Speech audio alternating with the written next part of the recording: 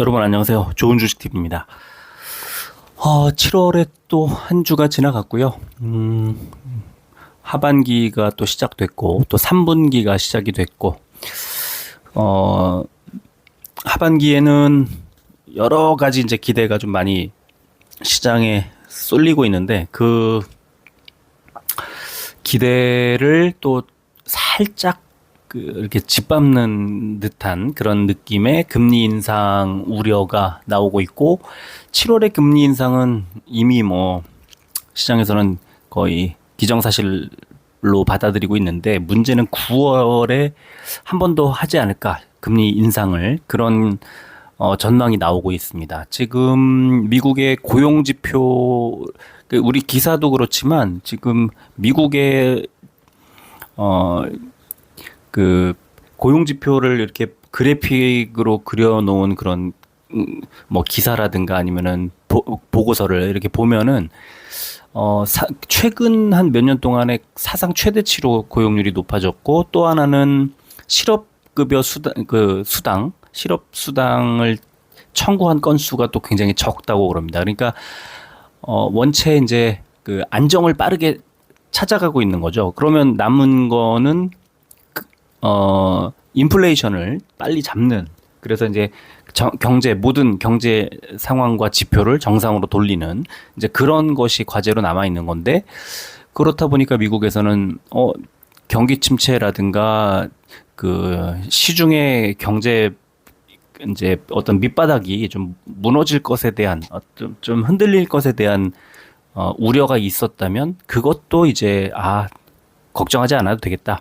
빨리 금리를 올려서 빨리 인플레이션을 잡자. 이렇게 갈 거라는 거죠. 그래서 지금은 이제 인플레이션을 목표치에 이제 근접하게 하기 위해서 인플레이션을 이제 그러니까 인플레이션을 목표치에 근접하게 하기 위해서 금리를 빠른 속도로 올리자. 뭐 빠른 속도로 올리자기보다는 지금은 거의 막바지에 왔는데 조금 더 올려도 되겠다. 그래서 빨리 잡자. 그리고 빨리 정상화한 다음에 다시 이제 금리 수준을 한번 체크해 보자. 이런 거죠. 지금 금리를 동결한 것이 바로 금리 인상을 가파르게 한 이후에 어떤 상황인지를 체크해 보겠다는 거였잖아요. 한국은행도 마찬가지였고 이제 FOMC도 이제 마찬가지였는데 FOMC는 7월에 바로 한 번 더 올릴 것으로 지금 예상이 되고 문제는 9월인데 이번에 고용지표 등등으로 해서 이제 9월에 한 번 더 올리지 않을까 하는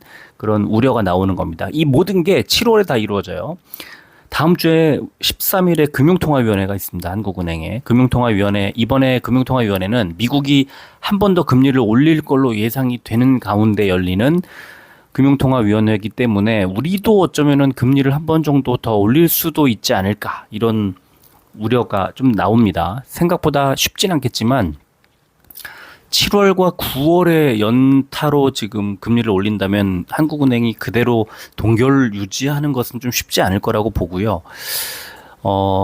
이대로 그냥 견딜까? 아니면은 지금 왜냐하면 사상 최대로 미국과 한미 간의 금리 차이가 역전돼 있는 상황, 벌어져 있는 상황이기 때문에 이거를 그대로 가져간다면은 여러 가지 리스크가 좀 있는 거죠. 그래서 외화가 좀 빠져나갈 우려 이런 것들이 좀 있을 수 있는데 적절한 타이밍에 조정이 좀 있어야 될 것 같은데 7월 13일에 일단 금융통화위원회에서 어떤 결정을 할까?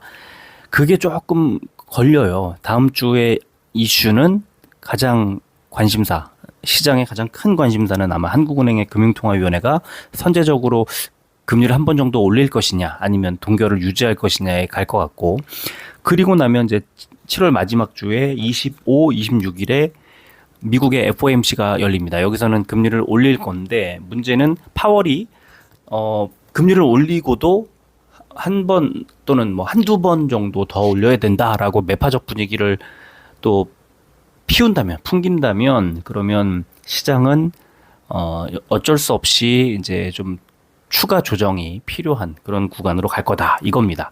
지금 7월 들어서 가장 큰 관심사는 한국도 미국도 금리에 가 있다. 이거를 머릿속에 그려 놓는다면 이제 외국인 기관의 매수 종목들 어떤 종목을 사고 팔았는지를 살펴볼 때 아직은 금리를 이제 올리는 구간에 있기 때문에 그동안에 올해 1월부터 좀 계속 올랐잖아요. 금리를 동결할 거라고 예상을 했던 뭐 바이오도 좀 올랐고 반도체도 많이 올랐고 이건 이제 경기하고 좀 관련이 있긴 하지만 그래서 지금 마땅히 어떤 종목에 투자해야 할지 선명하게 보이지 않는다. 금리 어떤 기류, 방향성이 좀 제각각 완전히 왔다 갔다 했기 때문에 그렇습니다.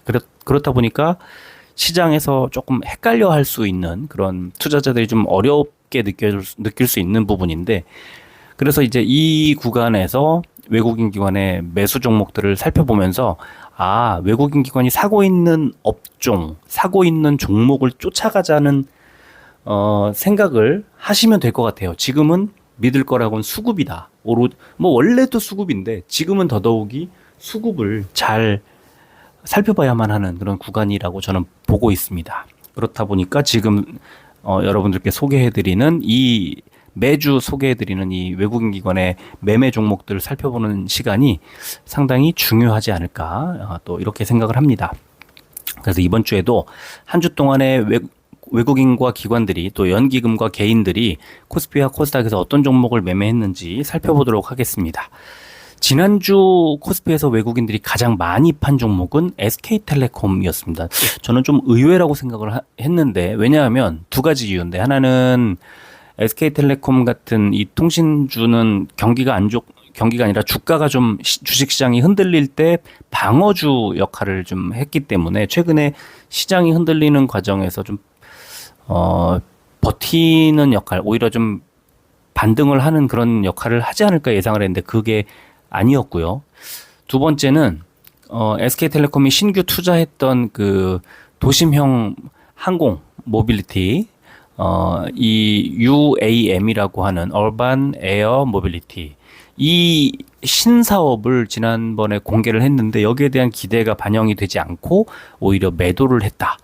그 이유는 어쩌면 그 배당을 받고 나서 이제 배당 그 직후에 이제 보통 배당락 이런 것들 우려하는 그런 물량이 좀 나오는 부분들 왜냐면 밑에 포스코홀딩스도 그렇고 지금 그런 느낌이 살짝 겹치기는 하지만 그래도 의외다. 그리고 SK텔레콤 뭐 포스코홀딩스는 주가가 좀 잘 가고 40만 원에 마무리를 했지만 SK텔레콤은 뭐 주가가 급등하거나 급락하는 종목이 아니다 보니까 오히려 또 7월 이때부터 이제 연말까지 좀 가져가는 전략으로 해서 배당을 노리는 이 고배당주이기 때문에 배당을 노리는 그런 또 역선택도 괜찮지 않을까 생각이 듭니다.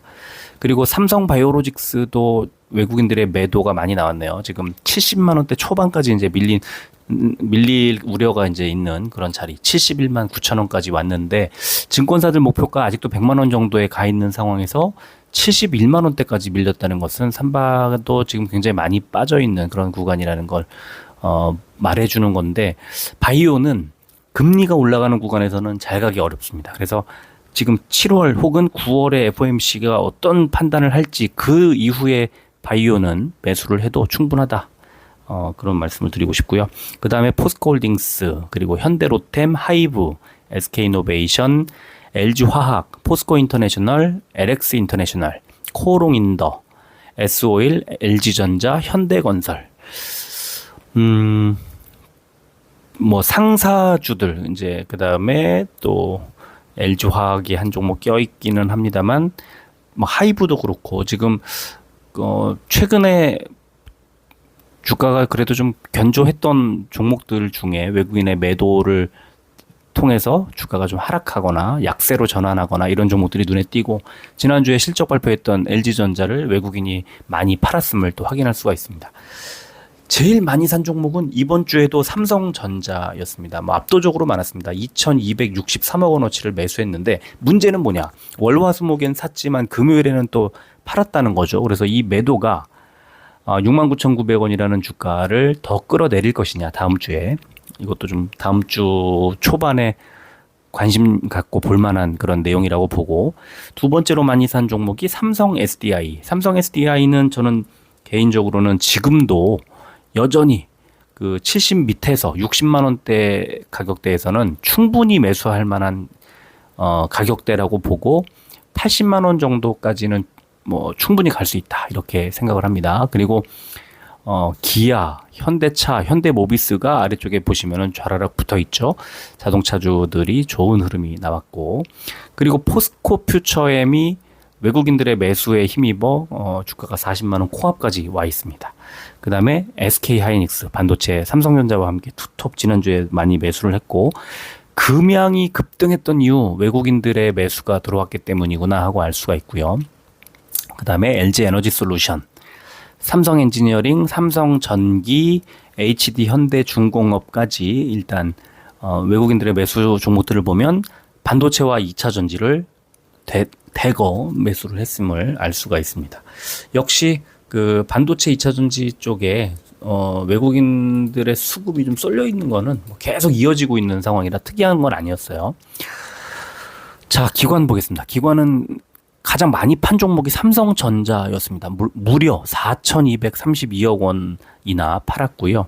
역시 외국인과 기관이 삼성전자에 대한 생각이 좀 다른 걸 확인할 수가 있습니다. 그리고 레버리지를 팔았고, 오른쪽에 보시면 인버스는 또 곧버스라고 하죠. 이걸 또 샀습니다. 그러니까 주가가 지난주에 좋지 않은 상황에서 인버스 곧버스를 좀 사고 레버리지는 판 그런 모습이 나왔고, LG화학을 또 기관이 많이 팔았습니다. 그 다음에 GS건설, 셀트리온, SK하이닉스, 고려하연, SK이노베이션, LG에너지솔루션, 신한지주, 하나금융지주, 기아, 카카오 여기까지를 기관이 많이 팔았습니다. 외국인은 산발을 팔았다면 기관은 셀트리온을 정리를 한 모습. 바이오 대형주뿐만 아니고요. 뭐 ETF라든가 지난주에는 바이오 종목들을 좀 많이 매도를 했습니다. 외국인 기관들이. 금리 이슈가 7월에 금리가 올라간다는 게 거의 확실해지면 뭐 게임도 그렇고 거의 그 예전 2020년 데자뷰인데 금리가 올라갈 거라고 예상했을 때 빠졌던 그런 느낌으로 지금 가고 있는 거죠. 기관이 가장 많이 판 곧버스 빼고 네이버를 가장 많이 샀습니다. 매수한 종목. 그 다음에 대한항공. 근데 네이버를 매수를 했고 카카오는 매도를 했고, 기관은 조금 네이버와 카카오에 대한 것도 판단도 좀 달랐습니다. 그리고 포스코 퓨처엠을 기관이 많이 샀고, 현대 로템, 그 다음에 금양, 삼성 SDI, 삼성중공업, 한국항공우주, 두산밥켓, 한화오션. 지난주에는 조선 쪽도 좋았는데 기관은 한화오션이었습니다. 외국인은 HD 현대중공업을 샀는데, 그리고 한화오션과 삼성중공업을 기관은 선택을 했네요. 그리고 이제 포스코 퓨처엠, 금양, 삼성 SDI 같은 2차 전지를 역시 기관도 매수를 했고요. 다만 삼성전자, SK하이닉스, 이 반도체는 기관은 던졌고 금융도 매도를 했다는 것을 알 수가 있습니다. 그리고 2차 전지 중에서는 LG에너지솔루션과 LG화학을 같이 매도를 했습니다. 자, 연기금 보면은 연기금이 제일 많이 판 종목 역시 삼성전자였고요. 그 다음에 악재 나왔던 GS건설을 연기금이 많이 팔았습니다. 그리고 고려아연, LG화학, 삼성바이오로직스, 카카오, LG디스플레이, 2차 전지 ETF들도 이제 연기금이 좀 정리를 했고요. 그 다음에 KTNG, SK텔레콤, 셀트리온, SK하이닉스, FNF를 많이 팔았고요. 지난주에 연기금이 가장 많이 산 종목은 대한항공이었습니다. 547억 원어치를 샀고, 그 다음에 네이버. 그러니까 아까 네이버 대한항공을 이제 많이 매수했다고 했는데, 연기금의 매수가 좀 많이 뒷받침이 됐던 것을 볼 수가 있고요. 그리고 포스코 홀딩스 그 앞에 에이스 베트남 ETF를 이제 그 매수를 연기금이 많이 한 것도 좀 특이한 지점 아닌가 싶고요. 포스코 홀딩스, 포스코 퓨처엠, 삼성 SDI, 두산밥켓, 한국전력, 현대글로비스, 한화에어로스페이스, 삼성중공업, 한국항공우주, 현대로템, LG에너지솔루션을 연기금이 많이 매수했습니다. 2차 전지들 몰려있고, 그 다음에 항공우주, 그 다음에 그러니까 항공우주와 뭐 방위산업이라고 봐야 되겠네요. 현대로템도 포함되어 있고, 그리고 조선도 좀 보이고 그러네요. 자, 개인들은 어땠을까요? 개인들은 인버스를 빼면은 포스코 퓨처엠을 가장 많이 팔았고요. 그다음에 삼성 SDI, 그리고 밑에 보시면 금양, 이런 종목들, 이제 2차전지 관련 종목들을 매도를 많이 했고, 개인들이. 또 네이버, 대한항공, 아까 기관이 많이 샀던 네이버, 대한항공도 개인들이 많이 팔았습니다. 그리고 현대차, 기아도 많이 팔았고, OCI, 현대모비스, LIG 넥스원, 삼성중공업, 이런 종목들도 지금 개인들이 많이 매도를 했네요. 그러면 개인들이 가장 많이 매수한 종목 역시 삼성전자였습니다. 외국인과 보조를 좀 맞춘 느낌. 그래서 1951억 원어치를 삼성전자 매수를 했고요. 그 다음에 두 번째 LG화학을 많이 매수했습니다. LG화학을 지금 외국인 기관 또 연기금이 다 매도를 했기 때문에 개인들이 좀 물려있는 그런 그 물량이 좀 꽤 있을 것 같은 그런 생각이 들고요. SK텔레콤 개인들 매수가 또 몰렸네요. 그 다음에 SK이노베이션, 삼성바이오로직스, 포스코홀딩스, GS건설, 현대건설, 고려아연, 신한지주, 이수페타시스, 삼성물산까지를 개인들이 일단 많이 매수를 했습니다. 자, 코스닥 보겠습니다. 코스닥에서 외국인이 가장 많이 매도한 종목, 루닛을 가장 많이 매도했습니다. 액수는 그렇게 많지는 않았어요. 354억 원어치를 루닛을 매도했고, 지난 한 주 동안. 그리고 동진세미캠, 메디톡스, 레이크 머티리얼즈, YG 엔터테인먼트, LNF, 고영, JYP 엔터테인먼트, 루트로닉, 포스코 DX, 동훈 아나텍, 파라다이스, 석경 AT, 휴재를 많이 팔았습니다. 역시 코스닥에서도 외국인들은 뭐 AI도 보이고 반도체도 보이고 엔터가 보이고 또 바이오도 좀 있고, 특이한 거는 그 2차 전지 중에 유일하게 LNF가 지금 들어가 있네요. 그래서 뭐 동훈 아나텍 같은 종목도 좀 보이긴 합니다만 수익 실현한 거라고 봐야 될 것 같고, LNF가 대형주들 중에서 일단 LNF 한 종목이 순매도 우위에 올라가 있고요. 자, 외국인들이 제일 많이 산 종목이 에코프로인데요. 에코프로를 매수한 어느 정도나 매수했냐면 금액이 3,760억 원어치를 매수했습니다. 두 번째로 매수한 게 성우하이텍이 592억 원이니까 거의 6배 넘게, 성우하이텍보다 6배 넘게 외국인들의 매수. 그러니까 에코프로가 지금 98만 원까지 오게 된 이 가격대가 크게 급등한 이유는 외국인의 수급이 상당히 큰 비중을 차지했다라고 볼 수 있을 것 같습니다. 그러니까 어쩌면 제가 이제 에코프로는 100만 원 정도 가면은 이제 고점이라고 볼 수 있을 것 같은데, 외국인 기관들이 지금도 계속 사고 있단 말이죠. 98만 원이라는 가격에도 외국인 기관이 산다는 것은 지난주 금요일 정도에 제가 잠깐 외국인들 매수 평단가를 잠깐 봐드릴게요. 잠깐만요. 제가 이게 100을 넘더라도 곧바로 하락을 하지 않을 수도 있겠다, 이런 생각이 들거든요. 잠깐만요. 제가 좀 갑자기 찾으려니까 어디 있을까요? 일단 지금 되게 중요한 순간에 와 있거든요. 외국인들 기관들의. 찾았습니다. 여기서 에코프로를 한번 볼까요? 에코프로가 지난주에 지난 금요일 날 평균 매수가가 97만 9천 원. 평균 매수가가 외국인들의. 그러면 97만 9천 원이면 98만 원 거의 닥쳤을 때도 매수가 막 들어왔다는 뜻이거든요. 그러니까 97만 원대의 추정 평균가가 형성돼 있기 때문에 지금 뭐 100을 뚫고 나서, 그럼 97만 원대에 들어온 외국인 물량이 100만 원 보고 샀을까? 이게 좀 궁금한 거죠. 97만 원에 샀다고 치면은 1%면은 얼마죠? 1%가 올라가면 9,700원, 만 원 정도 올라가면은 이제 1%, 그럼 한 2% 정도 수익을 보고 샀다는 건데, 그게 잘 이해 안 되는 부분이잖아요. 그래서 제가 볼 때는 어쩌면 조금 더 밀고 올라갈 수도 있다는 것을 좀 잘 생각을 해봐야 되지 않나, 이렇게 보고요. 그 다음에 성우하이텍, 지금 자동차 부품주들이 최근에 굉장히 강한 흐름이 나오고 있는데 계속 외국인들 수급이 들어오고 있는 거. 그다음 세 번째 많이 산 게 에코프로 BM인데, 에코프로 BM은 311억 원. 그러니까 에코프로에 비해서는 굉장히 적죠. 12분의 1에 불과한 정도이기 때문에, 그래서 에코프로와 에코프로 BM이 이렇게 차이가 좀 있다. 그 강도의 차이가 좀 있다는 겁니다. 그리고 하나마이크론, 그리고 셀트리온 헬스케어를 지난주에는 일단 외국인들이 매수 우위였다는 것.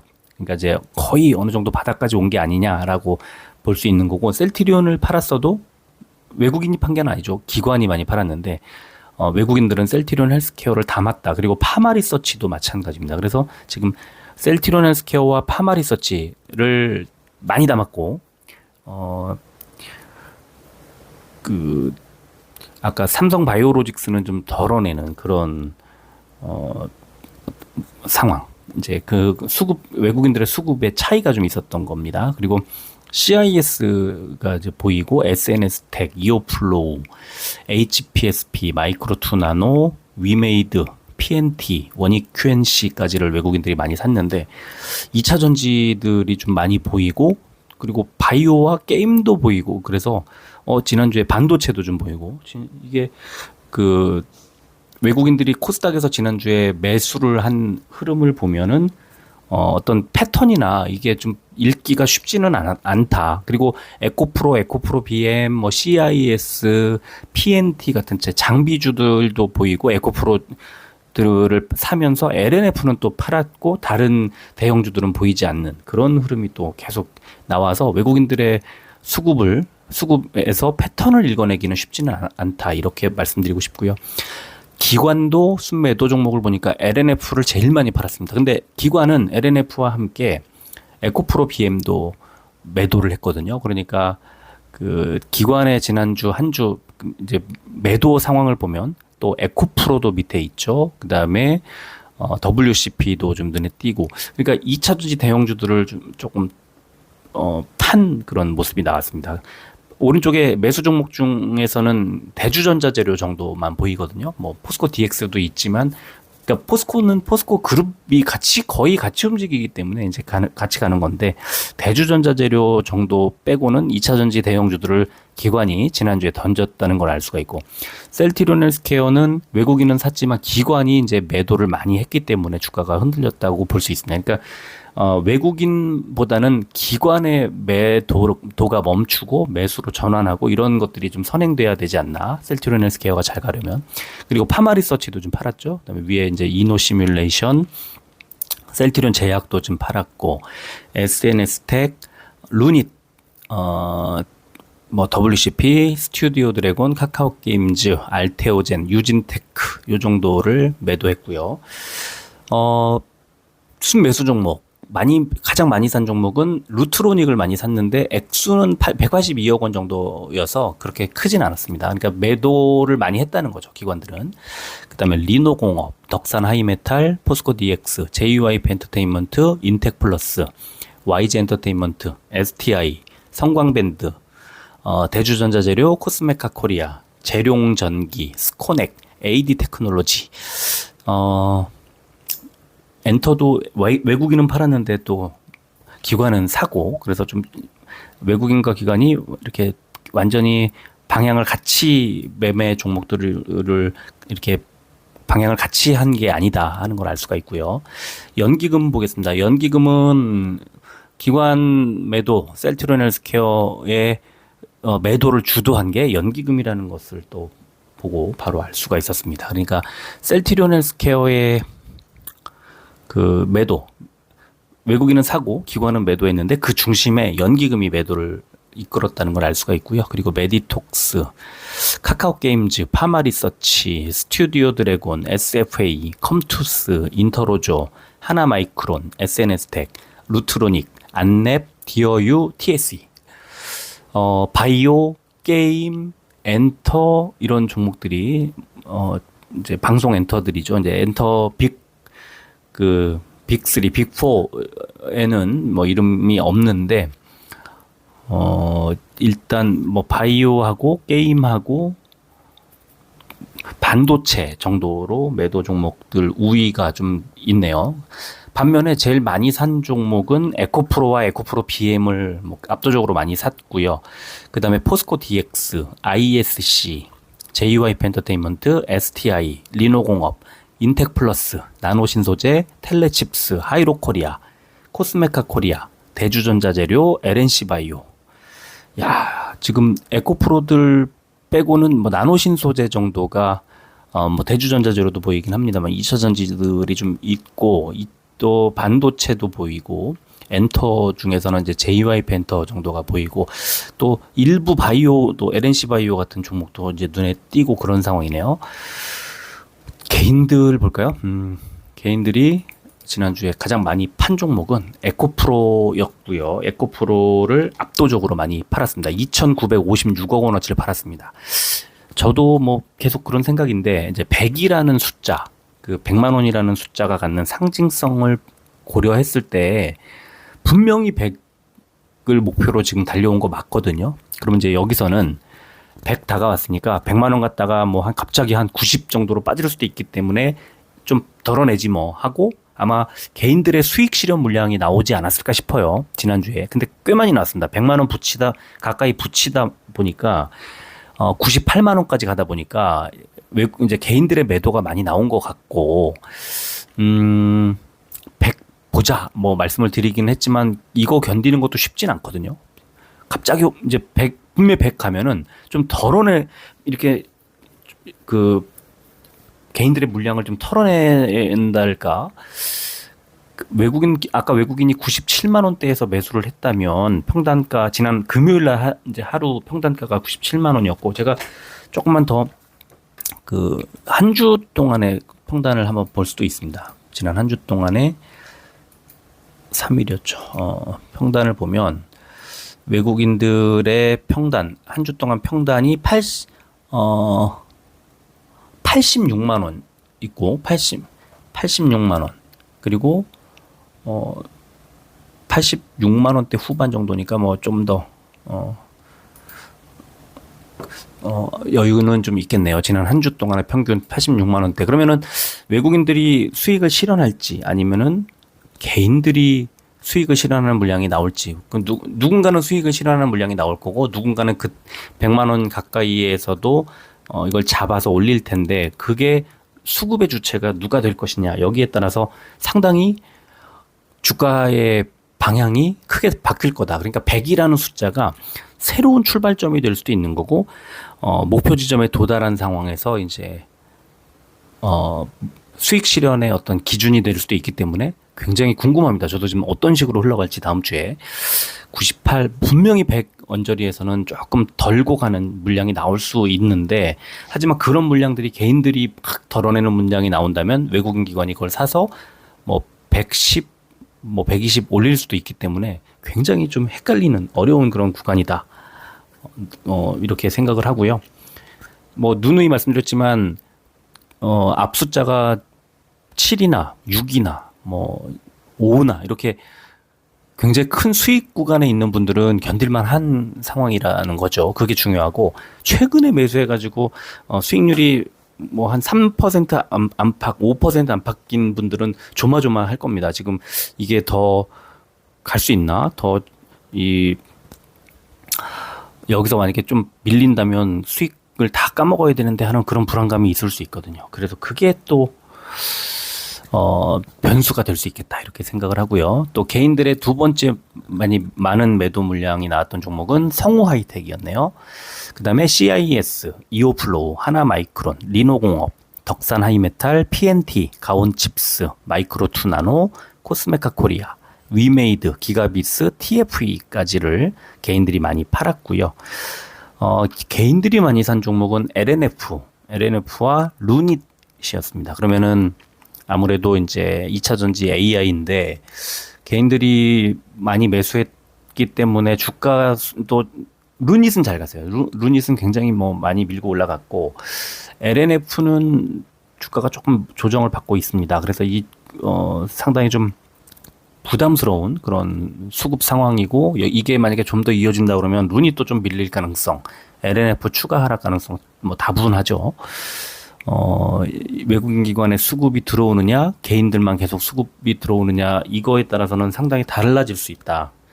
그리고 그 기로가 아마도 이번 주 이제 초반 정도에 좀 바뀌지 않겠느냐라는 생각이 들기도 합니다.